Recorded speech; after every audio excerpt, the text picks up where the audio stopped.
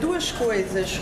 Uma, eu compartilho essa dúvida que Regina ficou em relação ao que Daniel falou, a respeito de agora passar para a minuta da lei. E aí eu estava querendo saber qual vai ser o calendário a respeito das diretrizes, das propostas, entendeu? Se a gente vai ter novas audiências, novas oficinas, como é que é a metodologia no passo seguinte, uma vez que o diagnóstico, pelo que eu estou entendendo, vai estar encerrando a primeira fase dele. Eu acredito que o diagnóstico é um processo contínuo até chegar lá na frente, aí sim, numa minuta de lei, né? Então, eu estava, querendo saber desse calendário do a seguir. Uma outra coisa que eu queria saber, Renato, tem uma postagem no site da Prefeitura em que, de outubro de 2014, falando que a Prefeitura e o Ministério das Cidades assinam um contrato para a construção de mais de 1.300 moradias populares, das quais eu estava contando aqui, 1.100 são em Pendotiba. Aí, assim, lendo, as unidades habitacionais que constam nesse contrato são Jardim das Paineiras, em Pendotiba, com 600, Poço Largo, em Ititioca, que terá 280 unidades, Moradas do Sapê, 220 unidades e outras 200 no Fonseca. Quer dizer, somando isso, dão 1.100 unidades habitacionais em Pendotiba, nessas 3 sub-regiões. Eu queria que você me mostrasse se isso já está apontado, porque está com nome, né? Tem o bairro, tem nome. Então, eu suponho que essa quantificação aqui já esteja pontuada em algum ponto. Eu estava querendo saber qual é... Eu não vi isso no diagnóstico, eu não sei se eu olhei mal, mas eu queria saber aonde que essas unidades estão localizadas. Vamos fazer todas as perguntas e a gente responde? Por favor, Heloísa. Registrando as perguntas. Eu me lembro, qualquer coisa eu faço de novo. A minha contribuição, gostaria só de ressaltar algumas coisas que eu senti falta no relatório. Já está ficando para ele mesmo. Mas, enfim, uma questão em relação ao esgoto, que vocês da Secretaria de Urbanismo e Meio Ambiente estão colocando como um problema, é um problema. Porém, eu sinceramente acho que é um problema facilmente ser resolvido desde que tenha recursos, né, para você implantar toda a rede de coleta de esgoto e achar os locais para você colocar a ET que você precisa para tratar todo o esgoto dessa região. Então, para mim, esgoto é um problema sim, mas qual a ligação com ele? Recurso. Tem dinheiro? Resolve. E concordo com ele quando fala de todo o sistema que tem lá, que são com ET, ou seja, a ET é uma solução boa, desde que tivesse fiscalização. Como a gente não tem perto, quer dizer, lógico, eu digo até não só Niterói, mas qualquer prefeitura, é uma solução para regiões que não tem esgoto, no momento que não tem, mas é difícil isso se prolongar porque você não tem fiscalização para poder, primeiro até ensinar a população que ela tinha que limpar a fossa uma vez por ano, né, as ETs grandes também tinham que ter um controle muito mais permanente do que se tem, enfim. Então, eu concordo que o problema é grave, mas ele é fácil de solução. Então, se tem recurso, Ralf, eu até, se você viu, dei uma entrevista no jornal, sábado, e falei, olha, eu acho que o Jornal Globo vai me perguntar, em 4 anos faz? Eu acho que faz, desde que tenha recurso e vontade de fazer. Agora, a minha preocupação, que eu sinto falta no relatório, é em relação àqueles itens. Essa eu já venho debatendo há muito tempo, eu estudo, né, como eu já falei para o Daniel, nós já tivemos, né, presente na Conferência da Cidade, na Conferência do Meio Ambiente, nós temos uma pesquisa na UF sobre a questão do recurso sobre a crise hídrica dessa região. Hoje nós temos 400 mil pessoas sem água na região e que Niterói, por mais que vocês podem fazer rede, vocês podem fazer reservatório, vocês podem fazer muita coisa na cidade. Porém, a água não vem daqui, você sabe, como todo você sabe, Daniel. A água vem de Cachoeiro. Nós temos uma baita crise hídrica que é tão grande e pior, ou pode se tornar pior, como São Paulo fez, como o Rio de Janeiro está vivendo, enfim. É uma situação das grandes metrópoles onde essa pauta da água tem que entrar no planejamento. Essa é a minha grande proposta aqui. Então, eu achei super... Não se fala em água nesse relatório. Quer dizer, não se falou como se nada. Não, tudo bem. A água de Niterói fez investimento, eu bato palma. Eu acho que vocês realmente fazem investimento na cidade, são uma referência para os municípios da região metropolitana, porém a questão é grave. nós não temos água. Então, o crescimento da cidade, ela tem que se pautar nisso hoje. Essa questão da água tem que estar aqui. E eu gostaria até que tivesse, porque amanhã vai faltar água mesmo, entendeu? E a gente tem que resolver isso. Então, uma questão. É só para chamar a atenção que vocês nem mencionam no relatório a questão da A outra questão que eu só o primeiro ponto, a questão da coleta do lixo. Né? O lixo parece também muito assim, porque eu também nessa minha pesquisa, a gente vai em todas as vamos dizer assim, concessionárias que fazem coleta, tratamento de lixo, é 100%. Toda a cidade metropolitana tem 100%, mas é verdade.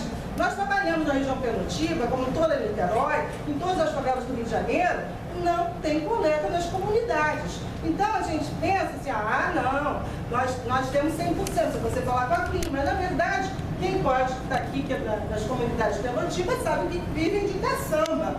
Né? Caçamba não é coleta. Então a gente viu, por exemplo, na greve dos garis do ano passado, no Rio de Janeiro, o que a classe média faz quando ela não tem coleta. Isso que eu falo para os meus alunos. Quando não tem coleta, vocês viram como é que ficou a cidade do Rio de Janeiro. A classe média não quer nem saber, joga na rua e que se dane. E a população pobre, ela tem que descer 300 milhões de quilômetros para baixo e numa caçamba que transborda, porque não tem coleta, não se leva, fica lá 3 meses para tirar aquela caçamba. Enfim, não tem proposta para coleta também. Então, falar dos nossos recursos hídricos que está cheio de lixo, eu acho que tem que estar pouco. Porque, na verdade, até porque a classe média também é outra, não guarda lixo, apesar de ter coleta. Então, é uma outra. Duas pessoas. Eu só estou assim, mencionando duas coisas que eu senti muita falta, ou seja, a questão do lixo, que não se coloca, e a questão e outra questão em relação à faixa marginal. Eu acho que, primeiro, que não é tão fácil assim, né? Eu trabalhei no INEA, eu sou filho da Serra, fui gerente regional da Serra, sei muito bem com a legislação. Sei que o MP, por exemplo, nem o Estatuto consegue tirar as pessoas assim.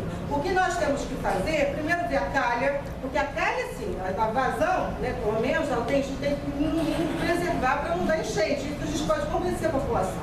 Agora, tirar, inclusive em Niterói, eu tenho um estudo, Niterói foi a cidade que mais loteou Rio. Então, você pegar a bacia do João Mendes, toda a bacia, tem um mapeamento do João Mendes, praticamente tudo legalizado pela prefeitura, tudo. Então não é tão fácil tirar as pessoas assim não, porque direito de propriedade, e hoje é uma confusão danada. Então assim, tem que saber um pouco sobre isso. Acho que não é tão fácil, a gente vai ter que discutir muito isso aqui. Bom, estão anotados os 3 aspectos da Heloísa, o Gabriel gostaria de depois responder. Vamos à pergunta. Boa noite. Essa questão da água, não? Se puder ser breve também. Não, essa questão da água é realmente muito preocupante. Mesmo quando seja uma questão do volume dos reservatórios, né? O problema de falta de água aqui então já são muito recorrentes em São Francisco, Santa Rosa. Parece que é uma questão de distribuição, mas agora em São Francisco faltou água quase durante uma semana e depois quando voltou as pessoas ficaram doentes, possivelmente por causa da variação de água. Então parece que faltou água mais de uma semana agora em São Francisco. Sobre pedotia, você tem alguma... Sim, eu estou falando sobre a questão, a gente está planejando um crescimento, não estou falando só de São Francisco, Santa Rosa, falando se a gente está propondo um crescimento urbanístico e com a desculpa de que para conter o espraiamento urbano a gente vai verticalizar. Ninguém falou isso não. Espero que não. Ninguém falou isso. Eu falei que ninguém falou. Estou preocupado porque isso é o que acontece agora. Eu não falei isso. Eu estou falando que historicamente o que acontece em Niterói é isso. O que todos os governos têm feito, eu não sei se os políticos eram da base, dos governos anteriores, que são os meios que são da base agora, os políticos do governo agora são os meios que eram da base do governo anterior, implementaram você falou que Niterói está um caos. Então ficou um caos por conta de uma irresponsabilidade política, um crescimento desordenado, uma verticalização absurda e a preocupação é essa, que garanta a continuidade desse modelo sem que haja, pelo menos, garantia de água antes. Quando não existe garantia de água, de esgoto, de transporte para demanda que já existe, é extremamente preocupante. Eu tive presente na audiência pública do Presidente Francisco Rebel, eu sou mesmo mandato do deputado Fábio Serafim, que nós estamos acompanhando o processo de implementação desse plano urbanístico regional. A preocupação é que continue sendo feito um crescimento com promessas que nós vamos ter estrutura hídrica para daqui a em 2017, como foi dito na audiência pública, com esgoto, etc., sendo que a gente não tem a estrutura para a demanda, que já existe por falta de eletricidade. O trânsito está terrível, você acabou de dizer isso. E o paradigmático que quem vem defender isso, enfim, na outra reunião, o deputado Carlos Macedo, né, falando que a preocupação do PUR é que não houvesse favela na frente de uma casa de 2 milhões de reais, uma promoção de 2 milhões de reais. Ele verbalizou isso, foi ele quem defendeu os nobres secretários que estão presentes aqui hoje. O vereador Carlos Macedo com essa frase. Então, a preocupação é que nós pensamos no condutivo. Ele falou exatamente isso que eu acabei de dizer. A preocupação é que... Ouviu ele falando isso? Então, a preocupação é que nós pensamos, nós planejamos a cidade, comecemos a pensar a cidade para quem vive a cidade, ao invés de continuar um crescimento absurdo para quem vive da cidade e não está sofrendo essa situação.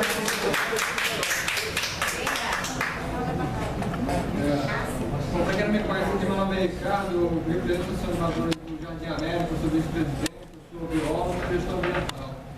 Eu queria citar 3 pontos distintos, e queria pegar uma frase da professora Regina, se ela me permitir, em fevereiro do ano passado, desse concurso. Ela falou o seguinte: a visão técnica é muito importante para esse tipo de trabalho. Não acho que nada substitui o dono do morador, que vive na região, que passa o seu dia a dia ali. Ou seja, o trabalho técnico é importante, mas também o morador tem que ser ouvido também. O que acontece, vou pegar agora o gancho do conselheiro Fabiano. Fabiano, no caso do Badu, por que o comércio do Badu é ruim? Porque nós temos uma ciclovia, né? Ou seja, ali é um funil, o Badu é um funil, né? Você tem ciclovias e você não tem onde estacionar.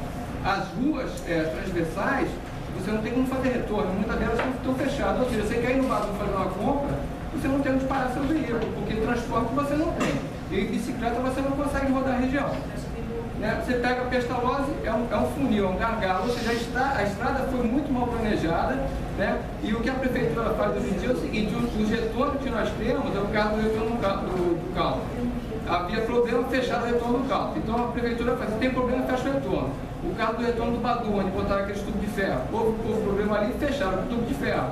E agora o último foi aquele do posto Piranga. Tem problema, voltou, mas a população reclamou pra caramba, mas a mão atrás da rua ficou ruim, porque antigamente quem mora em Pedotiba fugia ali por trás e saía pelo sapê, para fugir daquele engarrafamento. Com isso, uma mão única, acabou com essa fuga. Você pega o engarrafamento todo, lá da batalha, podendo fugir pelo sapê por dentro, porque não mora lá. Isso. Então, quer dizer, o comércio não cresce justamente no sentido de, a obra foi mal feita, você não tem onde parar, então tem que ser pensado: vai ter um comércio, vai incentivar o comércio, mas vai parar onde? As transversais tem como fazer o retorno, não tem como fazer o retorno. Então hoje eu saio do Jardim América e fazer o retorno, mas eu tenho que chegar no Largo da Batalha, que é onde atrás da VSPC, tem que fazer o retorno para voltar. Então tem que ser repensado isso, né? As ciclofaixas, e os locais de estacionar. Outro ponto que eu queria abranger é quanto à questão ambiental. Eu li o diagnóstico, né? Nós fizemos até uma crítica do diagnóstico. O que a gente vai falar muito é o seguinte: na riqueza da Mata Atlântica. Tá?